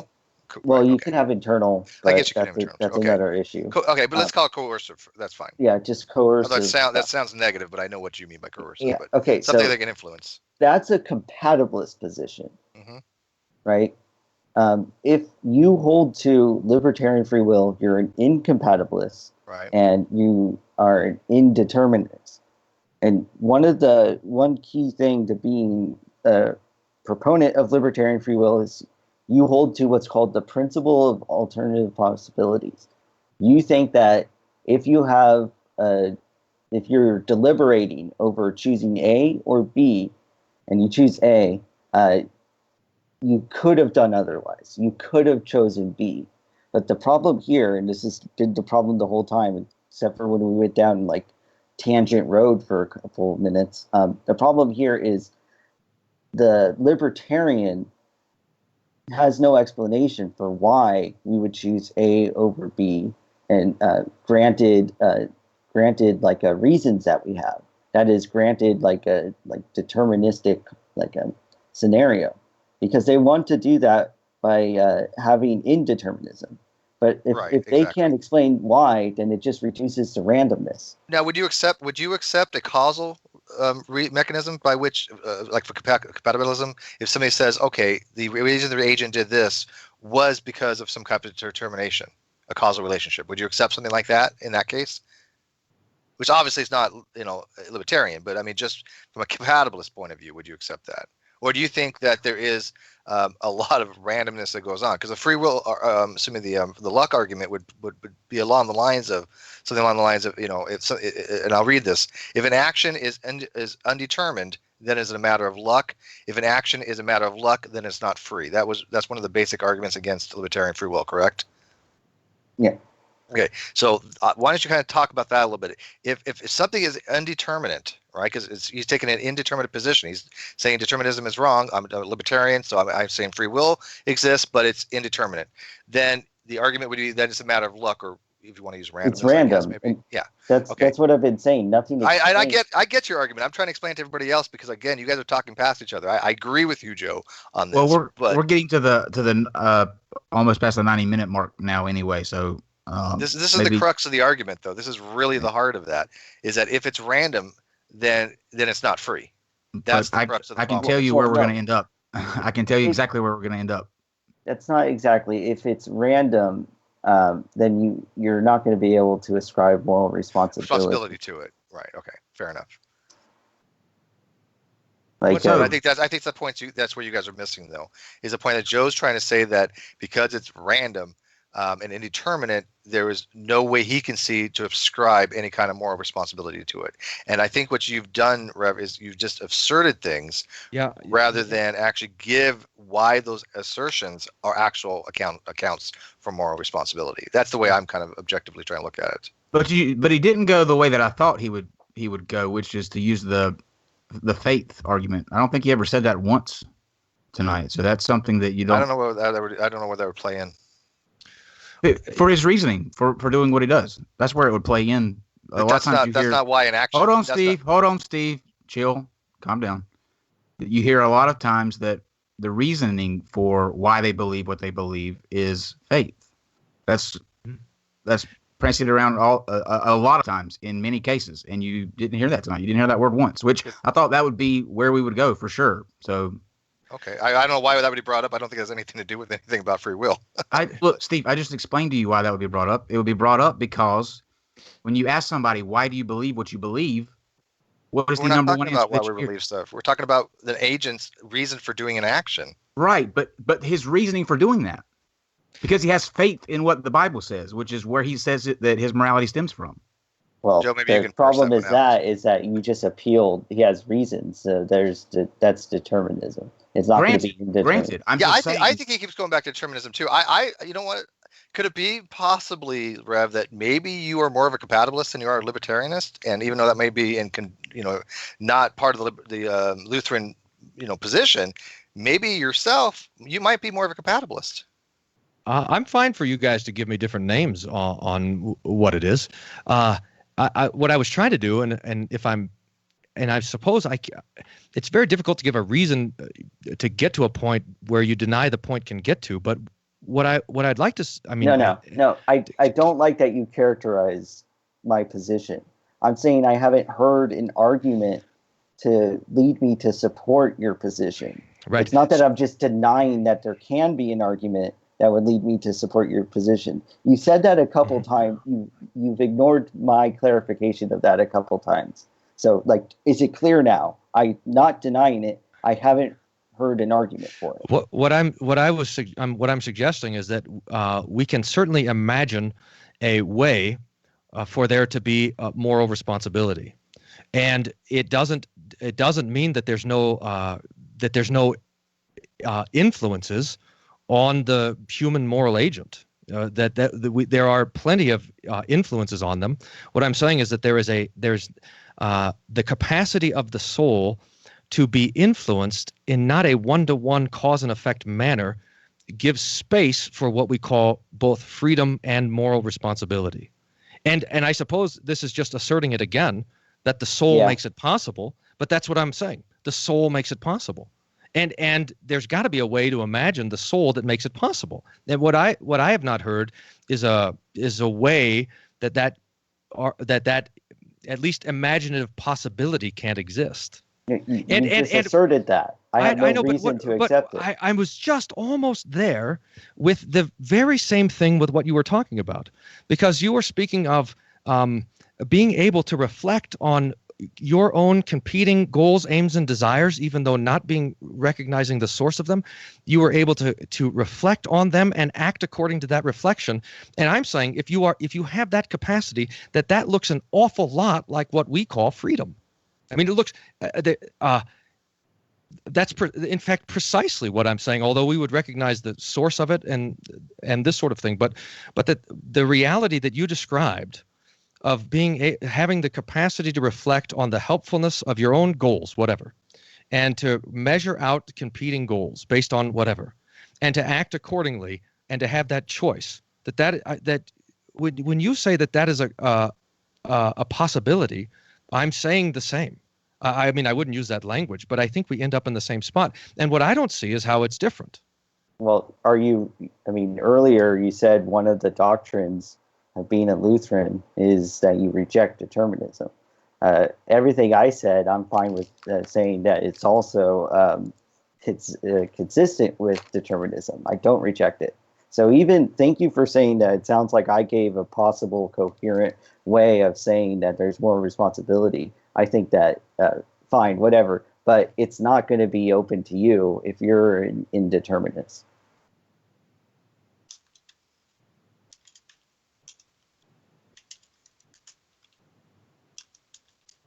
I think I've said. I don't want to say what I said. I mean, I said what I said. So, I think that's a good ending. Yeah, I think we kind of got to the impasse here. So, let's do this. Let's take a couple minutes, kind of close out your argument, plug your channels, what you guys have coming up, that sort of thing, and then we'll wrap up. Joe, you want to start? Thank you, Pastor, for talking. Thank you guys for hosting this. I think it's great that you guys host this. I guess I'll wrap up. I haven't heard any good reasons to think that we have moral responsibility, given a libertarian view of free will, or at the very least, given a view of free will that denies determinism. So because of that, I don't feel like I have to hold to any positions that were put forward by Pastor Wolfmueller, even though he was very nice in putting it forward in this dialogue. So that's it. Thanks, Joe. Yeah, hey, Joe, I appreciate it too, and I appreciate you guys having me on. I appreciate you bearing with my ignorance on this, which is obvious that I'm a theologian and not a philosopher. And so I appreciate you guys bearing with me and dragging me along and explaining. I find myself on podcasts that apparently the particular view that I have already has a label. And apparently that's the case here. But I'm not sure that it stands. And if I didn't express myself with clarity, I hope you'll forgive me. What I really am, in fact, happy about is hearing Joe let his conclusions push all the way out to the end. The last couple of times I had dinner with the Denver area atheists, they were obsessed with the argument that you can be good and moral and upright and be an atheist. And they were, in fact, so obsessed were they with making that argument that they were busy starting a 503c, Atheists for Good. And I always wondered about that inconsistency. And it's helpful for me to hear Joe say that, hey, good, moral good, moral evil, these are not categories that we can speak of and still be consistent. So I'm particularly helpful for that. And I also hope and pray that Joe's neighbors don't live according to those conclusions. I hope they don't break in and steal Joe's stuff and punch him in the face. And I hope my neighbors also don't live according to those conclusions, but in fact limit their free acts according to what we know from around us and from even inside of us, the testimony of our conscience, to be what's good. Well, let me just thank you both for coming on, Joe. Pastor Wolfmueller, Pastor, I don't think you were the only one being dragged. I can put myself in that same category. I'm not necessarily sure that's such a bad thing, but I had a tough time following as well. So we'll see. But thank you both for coming on, and thank you guys for watching. We'll be back tomorrow at 12:30 with Dr. Ross and Felipe, where I will pronounce his name correctly. Thanks, guys. Good night. Good talk.